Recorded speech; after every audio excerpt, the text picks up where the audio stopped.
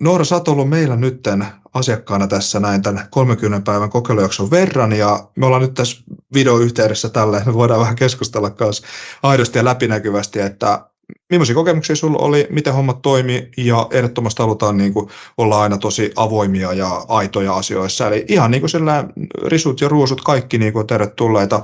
Meillä on tosi tärkeää monesti se, että kun mekin ollaan tässä markkinointialalla, niin tosi useasti meistä etsitään paljon tietoa, koska lähtökohtaisesti markkinointi-ihmisethän on semmoisia, että ei niihin voi luottaa, niin kuin ei myyntimiehiinkään, että vaikka tämä on vähän ironisesti sanottu, mutta niin semmoisesti on, että ollaan tosi skeptisiä, niin mekin halutaan ehdottomasti niin kuin tällä, että pystytään sitten keskustella niin kuin Noorakin kanssa nyt kokemuksista aidosti ja sitä kautta sitten näyttää, että miten me tehdään hommia. Mutta sillä, että hei, Noora voisi ehkä ihan nopeasti aloittaa sillä, että jos joku katsoo tätä videota nyt ja pohtii sillä, että hei, että mä haluaisin ehkä koittaa tätä ja haluaisin vähän kuitenkin ehkä nähdä ennen kokemuksia ja näin, niin kerro vähän aluksi itsestäsi, että millaisia hommia teet ja missä paikkakunnalla ja näin poispäin. Yes, eli mä pyöritän Hoitola Auraa Turun keskustassa ja tosiaankin Janin kanssa tehtiin tämä kokeilujakso ja toki alkuun ajattelin, että voi vitsi, että voiko sitä pitää edes paikkansa, että voisiko saada näin helposti uusia asiakkaita käymään näin koronankin jälkeen jakso on takanapäin ja olen kyllä ollut tyytyväinen, että 19 uutta asiakasta tuli ja potentiaalisia myös joukossa, että kaikki oikein hyvin. Mahtavaa. Hei, ja ihan nopea kysymys, että mikä oli ehkä semmoinen isoin ongelma, että minkä takia ylipäätään niin kiinnostuit tästä meidän niin kuin lupauksesta, että uusia asiakkaita? Että oliko sinulla semmoinen tilanne, että vuoden aika vaikutti siihen, että oli vähemmän asiakkaita vai millainen sulla oli tuo tilanne? No meillä aina niin kuin tavallaan menee vähän sesonkittain, eli syksy on meillä aina vähän rauhallisempaa aikaa, ja näin jotenkin koronan jäljiltä sit ajattelin, että ennen kuin alkaa sit kunnon joulusesonki, niin se olisi ihan mahtava ainakin kokeilla tämmöistä. Me ei olla koskaan aikaisemmin mihinkään tämmöiseen lähdetty mukaan, ja sitten jotenkin nyt se jotenkin kiinnitti mun huomiota eri tavalla, ja sitten ajattelin, että vitsi sentään, että lähdetään kokeilemaan. Mahtavaa. Nimenomaan juttu on se, että niinku tavallaan rauhallisempaan vuoden aikaan lähdin katsomaan, että tuoko se todella asiakkaita. Mahtavaa. Ja teilläkin on muutenkin siellä aika paljon just tekijöitä, niin on niin kuin varmasti silleen kapasiteettia, että sitten jos tuleekin porukkaa, niin harvemmin joutuu ehkä kokonaan semmoista ei-oota myymään, että sitten on niin kuin monta tekijääkin siellä. Ja, no mites muuten, niin ihan nopeasti kysymys ehkä, että ootko aikaisemmin millaisia keinoja sit koittanut, että niitä asiakkaat tulisi, ja onko siellä ollut vaikka semmoista jotain, mitä olet koittanut, ja se on ollutkin aika pettymys, että ei tämä nyt oikeasti oikein toiminut, ja sitä kautta onko sulla ollut jotain huonoja kokemuksia jostain markkinoinnista aikaisemmin, tai... No sanotaan näin, että me aika vähän ollaan ainakaan tämän tyyppisiä kokeiltu, että tämä oli tällainen ensimmäinen, että me ollaan joskus itse budjetoitu, laitettu maksullista mainosta Facebookiin, mutta mä en ole ihan selkeät eroa tai huomannut siitä minkäännäköistä semmoista selkeää hyötyä.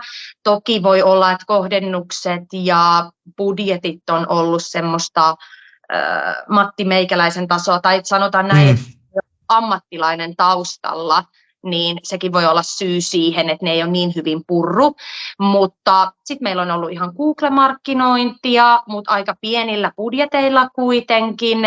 Että meillä on monta vuotta jo toimittu ja silleen vakaa asiakaskunta, että semmoinen, vaikka uudet asiakkaat on aina tärkeitä, mutta semmoista jatkuvaa maksullista markkinointia ei välttämättä tarvita. Mutta nyt jotenkin tämä syksy ja tämä teidän luoma kampanja tai muu, niin oli jotenkin semmoinen, että vitsi, mä kyllä kokeilen. Että se kyllä herätti heti huomiota ja näin jälkikäteen, niin olen kyllä ollut tyytyväinen. Mahtavaa, tosi hieno kuulla. Ja varmaan niin just sillä ehkä isoin juttu, miksi herätti huomiota, niin korjaa jos on väärässä, mutta oli ehkä se, että pystyttiin vähän niin kuin tulla vastaan siinä lopputuloksessa, mitä ehkä yleensä markkinoinnissa ei hirveästi voida. Että sanotaan, että tehdään parhaamme, mutta ei voida luvata mitään tuloksia. Niin ilmeisesti kuitenkin toiset vähän niin kuin puhutteli enemmän ehkä se, että voidaan niin kuin vähän jo sanoa niitä tuloksia, että tämän verran nyt vähintään saadaan tulee. Kyllä, ja se just ehkä, että kun teillä oli niin selkeää, että hei, että tämän verran ehdottomasti koetaan, että teillä on todellakin mahdollisuus ja muuta vastaavaa, ja silleen teillä on niin jotenkin semmoinen valmis se pohja tai suunnitelma jo, että mitä kannattaisi lähteä tekemään ja hyvät ehdotelmat ja niin edelleen, niin siitä on tosiaankin ollut apua ja hyvä työkalu. Mahtavaa, mahtavaa. Jees. No hei, ihan lyhyesti, niin mua ne kiinnostaa, kun moni aina puhuu just sillä, en nyt kerro pidempää storya, mutta yksikin sanoi just jotenkin hienosti, että oli niinku skeptinen siihen asti, kun näki nämä asiakkaat ja näin, niin millaisia niinku epäilyksiä sinulle tuli? Tuliko sinulle sellainen jotain, että hei, että tuleeko tätä oikeasti nyt ketään, tai onko tässä jotain, että mä joudun niinku polkemaan mun hinnat ihan pohjemuttiin, että me saadaan ne tulee, tai onko tässä muuten vain kuin koira haudattuna? Että millaisia niinku sun ajatuksia tuli niinku sillä, että mikä tässä voisi olla niinku jotain epäilyttävää? No en mä tiedä. Kyllä mulla ainakin alkuun oli tavallaan, että sitten kun niitä varauksia alkoi tulee, niin se, että mahtaako ne nyt oikeasti tulla, että ihan viimeiseen asti oli. Mutta sitten kun alkoi jo muutamia asiakkaita ole ja huomasi, että hei homma luistaa, niin ei mulla sitten oikeastaan loppuun kohden enää ollut mitään epäilyksiä. Oikein hyvä kokeilujakso. Mahtavaa, mahtavaa. Okei, no hei, sitten ihan viimeisimpänä juttuna, niin tietysti ehkä haluaisin kysyä, että onko ollut jotain semmoista, mihin et ollut niinku erityisen tyytyväinen, kun miettii sitä, että tätä systeemiä, että varmasti niinku siihen, että totta kai saatiin ne tulokset ja asiakkaat sinne sulle, mutta onko muuten ollut vaikka jossain, puhuit vähän tuosta, että se meidän ehdotus oli selkeä ja niinku hyvin niinku ajateltu, mutta onko muuten jotain vaikka yhteydenpidossa tai jossain jotain semmoista, mikä on niinku ollut semmoista niinku kiva huomauttaa?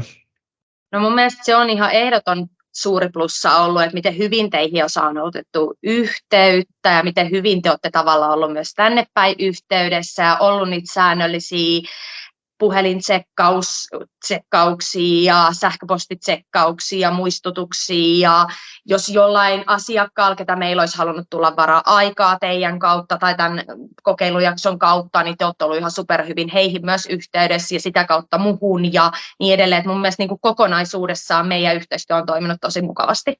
Oi, siisti kuulla, siisti kuulla. Joo, no ehkä sitten hei viimeisimpänä tietysti niin voisi myös kysyä, että olisiko jotain, että voisiko suositella meitä ylipäätään semmoiselle henkilölle niin kuin varten otettavana vaihtoehtona, joka niin kuin saattaisi tarvitse just apua uusien asiakkaiden saamiseen?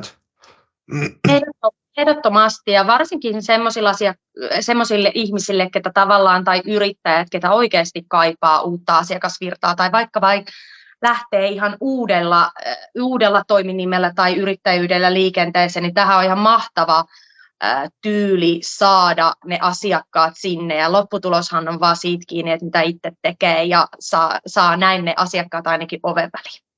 Oi, mahtavaa, joo. Hienosti kiteytetty. Joo, hei, kiitos tosi paljon, Noora. Oli meidänkin puolesta tosi niin kuin hedelmällinen, kiva yhteistyö. Ja se, mitä niin kuin just huomattiin niin kuin sunkin kohdalla, että niin kuin monesti aina halutaan kaikille kertoa, että mekin pystytään ehdottomasti niin kuin auttaa sellaisia yrityksiä, kenellä on jo lähtökohtaisesti semmoinen palvelu, joka on niin kuin haluttu, jolla on kysyntää ja jolla ollaan tehty hyviä tuloksia asiakkaille, niin sitä voidaan skaalaa, siihen voidaan saada enemmän asiakkaita, mutta harvemmin pystytään luoda sitä kysyntää semmoiselle vaikka palvelulle, jolle niin kuin todistusti ei ole mitään kysyntää, niin tässä tapauksessa huomattiin hyvin, että sullakin niin tosi hyvä maine suosikkuuden keskuudessa, teillä on tosi hyvä ammattimainen nettipresenssi, kaikki puolin teistä löytyy hyviä tietoa, että meidän moni asiakas kysyisi, tai teidän siis asiakas kysyisi ajan varauksessakin vähän sitten teistä vielä lisätietoa, niin sanottiin heti, että hei, et laita Googleen, vaan sieltä löytyy kaikkia. Että tosi onnistunut hyvä yhteistyö, niin oli tosi kiva hei päästä auttaa, ja mekin ollaan tosi tyytyväisiä, että saatiin tehdä töitä Hoitola Auran kanssa. Jes, mahtava juttu. Jees. Hei, kiitoksia Noora ja oikein mukavat joulut sinne päin. Samoin, kiitti. Yes. Moi. Moi moi.